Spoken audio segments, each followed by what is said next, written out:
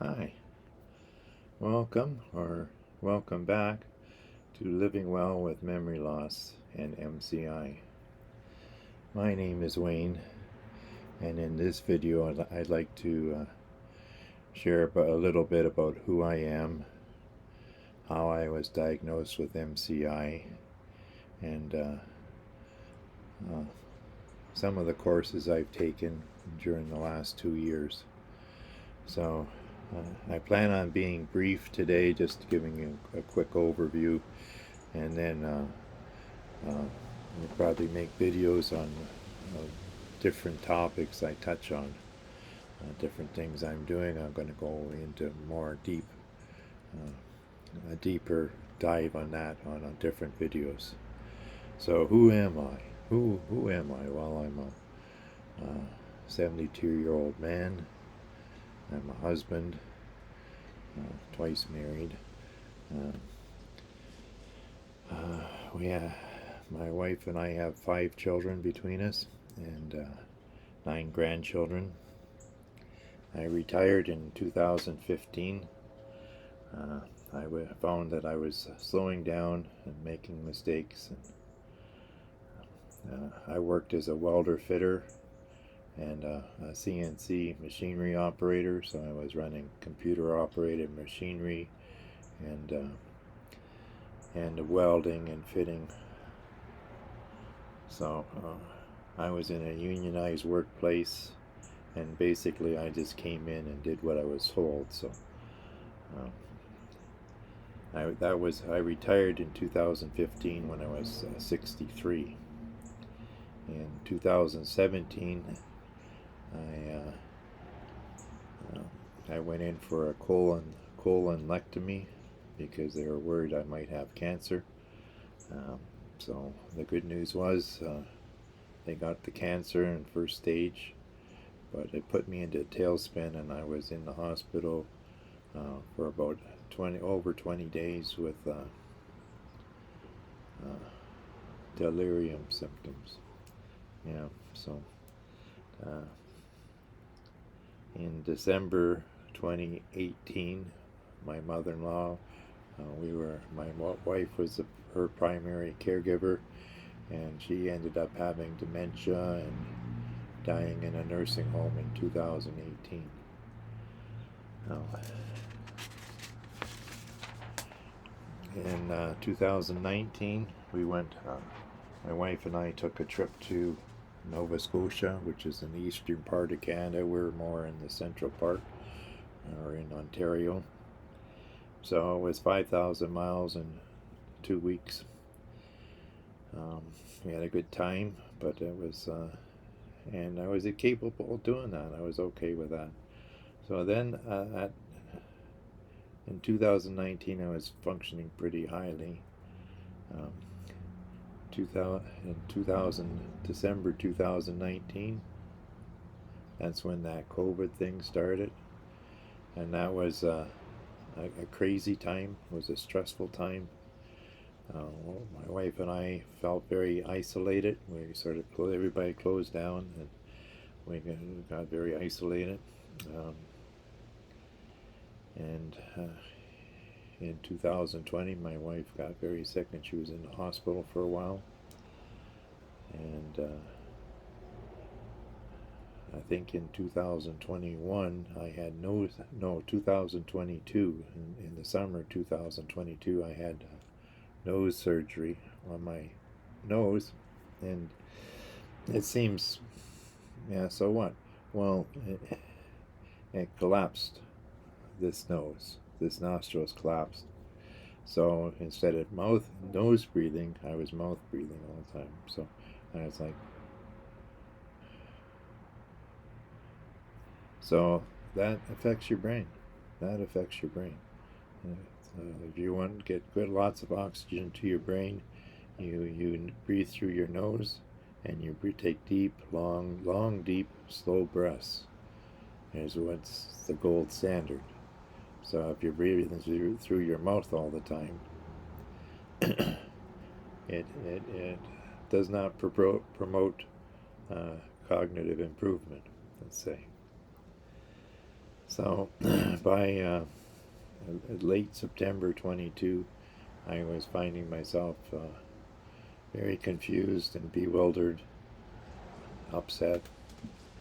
So I went to the local Alzheimer's Society chapter here and seeking help. And they got me calmed down and gave me some brochures and some information and suggested that I go see my doctor and ask for a cognitive assessment.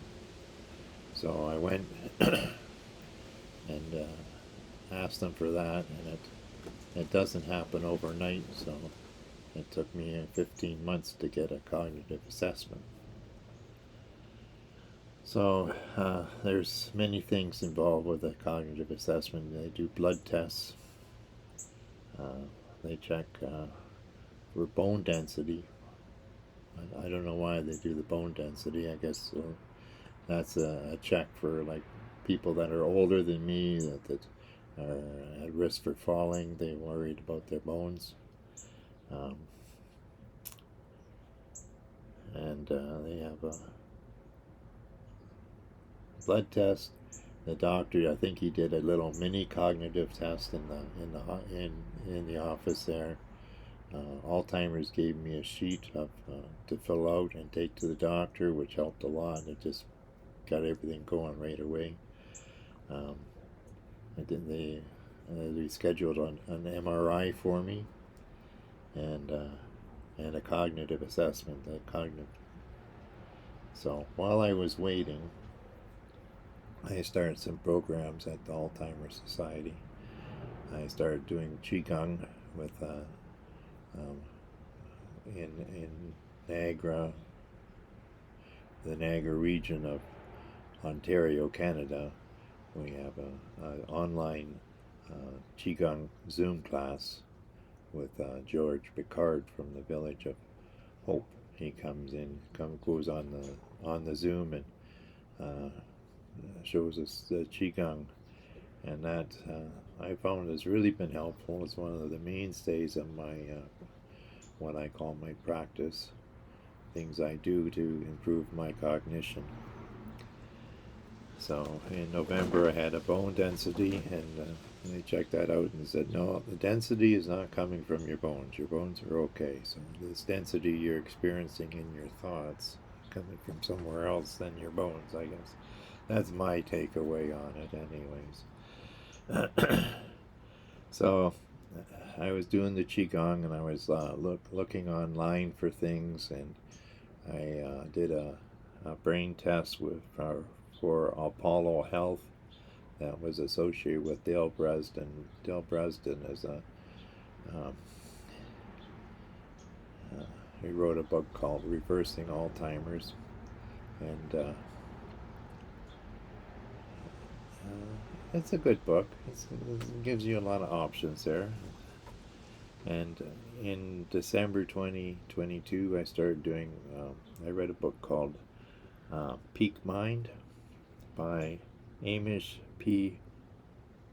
J-H-A is their last name. J-H-A, I don't know how to pronounce that. Anyways, they had an online course that covered the things on there in the book, and I took that, and it was about learning to focus your attention and direct your attention to out there and in here and around, and imagined a spotlight and that. So I found that very helpful. Just before Christmas, my wife got a call from the hospital, and they wanted to know all about me. So she told me asked her about what I was doing and all that, and I was right there. I was listening on the phone, but I couldn't say anything because it was private. It was confidential. They were talking about me, but I wasn't supposed to hear about it. So that was a little weird.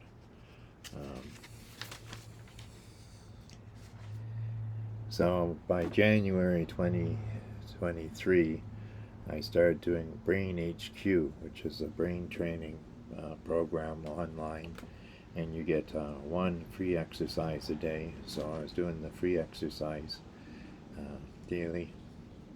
I was doing my qigong and my peak mind. So eventually, I just stopped taking doing the Brain HQ.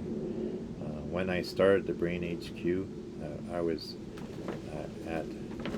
They have a percentile. They say you're at a certain percentile of all the people, 71-year-olds taking this. You're at 50%. And I went, 50%? That's not good. So, anyways, I was doing it for a while and it sort of dropped off. In February, I participated in an online well-being group from England, which was quite good. And I started, I watched a video series online from Emerging Sciences, I think, with a guy named Mauro Zapatera. And I've been sort of following him because he really teaches mindfulness for people with pain, and they go, and he specializes in, he went to Harvard, and his postgraduate work was with cerebral spinal fluid. So he had a pretty good program called Awakening Awareness. It's sort of mindfulness and sort of a lecture and a meditation where you imagine going into your brain or imagine relaxing and that. So I found that very helpful, and it gave me a better understanding of what's up here. A sort of a felt sense being in there. And so I did that, and then in February 2023 I started a program called Learning the Ropes, and from Alzheimer's, and that was very good. It taught me the importance of writing things down, having a planner, writing down appointments, journaling, breathing. They had a discussion about driving, and what's normal, healthy normal aging, what's mild cognitive impairment, and what's dementia. So I had just mild. I figured I was very lucky because I came in early. I came in when I started feeling that I was having a problem, and that's very important to get in there early. So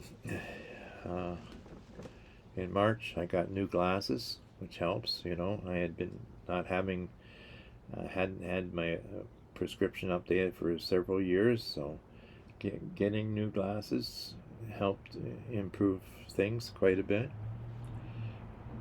And in May I had a CAT scan, and it showed mild ischemia, and some shrinkage. Yeah, that was a little unsettling. Mild ischemia means that your blood vessels are, some of the finer blood vessels in my brain were blocked or clogged. So but the good news was no tumor, no cancer, and they said my brain was not remarkable. Which is, I think, a good thing. If it was remarkable, they could say, "Oh, he has a tumor here, or is that part missing, or whatever." So that's technically that's a good thing if you're not remarkable. It's not the same as being unremarkable. So in July 23, I was invited to join the client advisory committee at Alzheimer's. So we just go in and advise. We have a group leader, a facilitator, and we let her know how we feel about the different programs and what's happening in that, and it provided an ongoing connection to Alzheimer's for me, because a lot of the other programs uh, I didn't get involved with. So,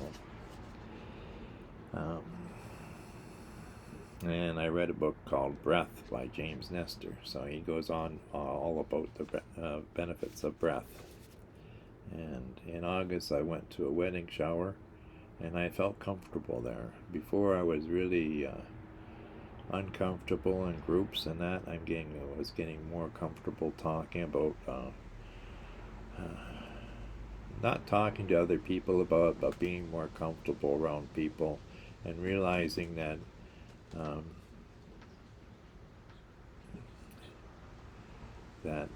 people, the way people perceive me is that I'm like an old man that talks slow, doesn't move very well, sometimes talks a little weird, and so that's what they see, and I shouldn't feel upset about that because it is what it is, right? So I went to see the doctor in September 23, and we discussed the brain scan, and he put me on a cholesterol medicine to thin my blood out, or try and get less fat in my blood. So in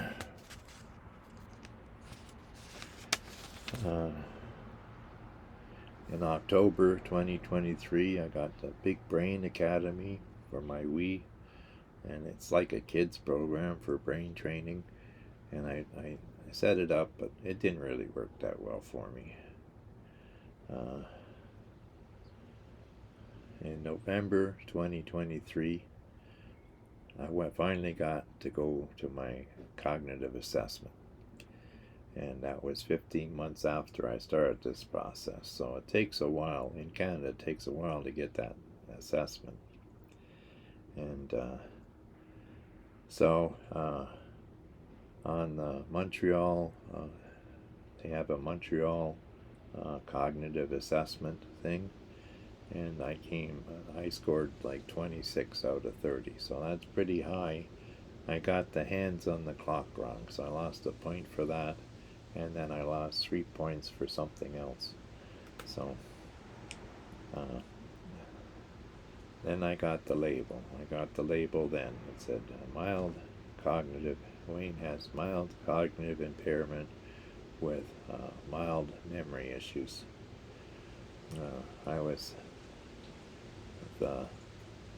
The prescription was exercise daily, eat healthy, socialize, and do something you love 3 times a week. So, and basically she said, you're fine, you don't have to come back. So 15 months of waiting, and you're fine, don't come back. I was looking for, a specific area I could work on, or what was wrong with me, and I didn't really get what I wanted there. But I got a label, so that put me. I can go to Alzheimer's and do the programs there, and it comes in handy at times. I'll go into that a bit more in a little bit. So in my life, I have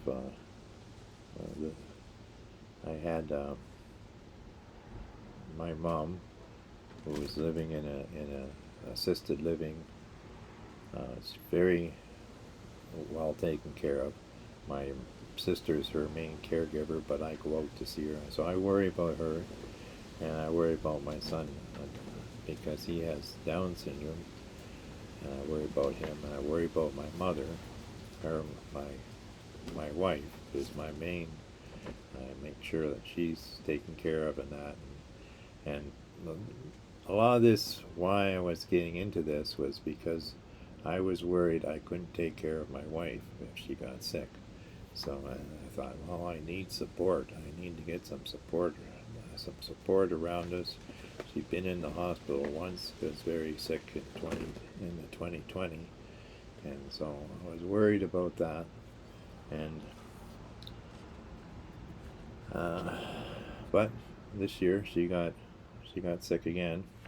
But I was better prepared this time. I had some support. I went to Alzheimer's. I asked them what should I do, and I didn't get.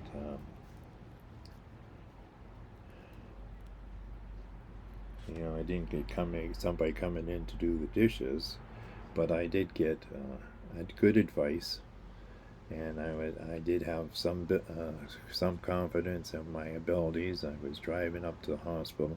She was in the hospital for 14 days, and when they went to send her home, this is the key part. I said, "Well, we're going to send her home," and I said, "No. Um, what we need to do is I have mild cognitive impairment. I can control, I understand my meds. I can take care of my meds, but I can't take care of hers. I don't understand her meds. I need somebody to come out and show us, get our medication set up." So ended up, they came out, and it took a month to get her medication sorted out. But if I hadn't said that, then could have been a lot of trouble. So anyways, um, we took another course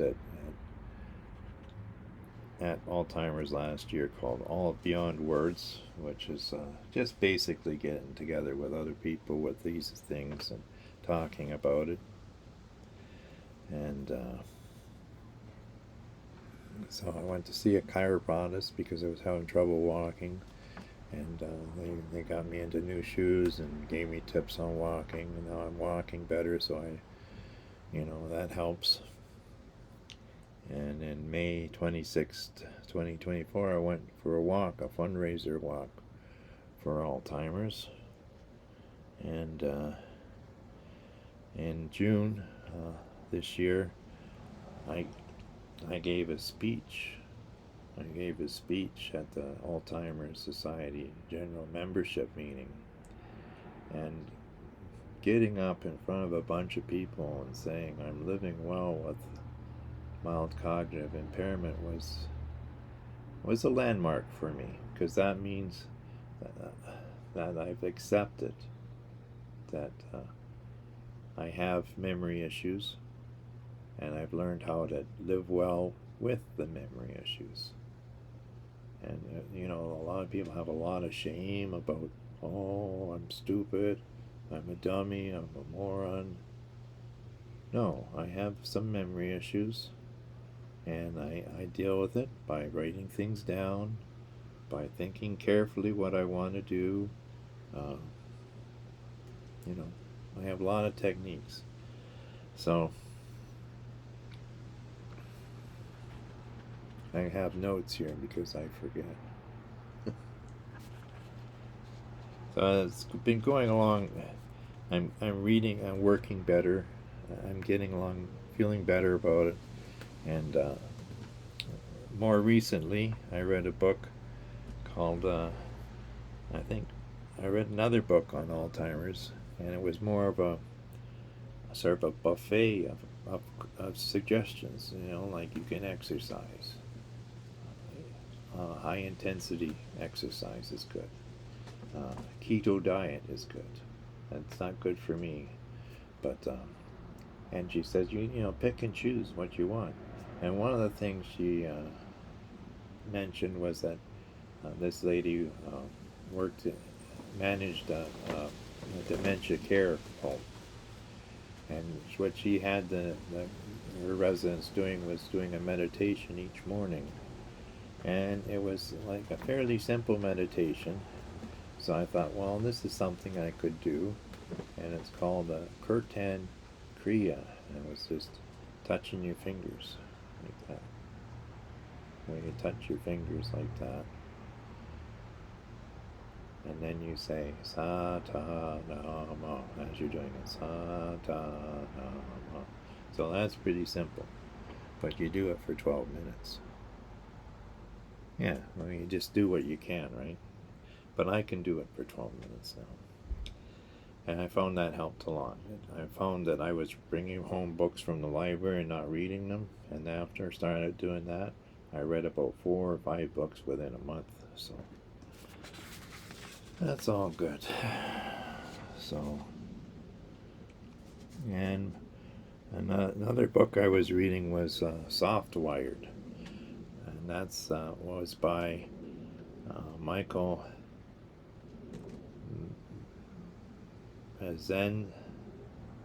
Merzenich. I think I got it right.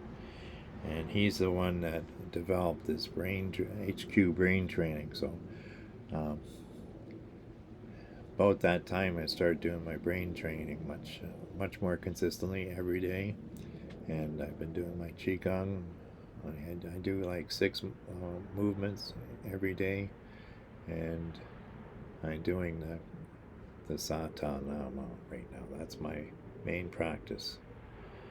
So, and I'm journaling. Journaling's good. And so,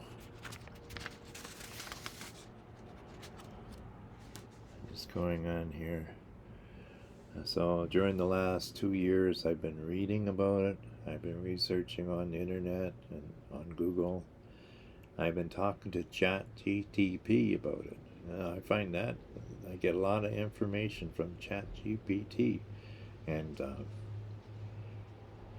you have to take it with a grain of salt, because a lot of times it just takes what you want to hear and tells you it. So after 2 years of this journey, I have a better understanding of myself, my abilities, how I appear to others, why people, perhaps don't treat me the way I feel they should be, because, but it is what it is. I know that how I appear to others, I appear slow. So, but I'm making progress, and I continue to ask myself, what can I do to improve my quality of life, improve my cognition, slow down the decline. And so, even making this video, I had to assemble all my notes for this, and reviewed all my journal notes from the last 2 years.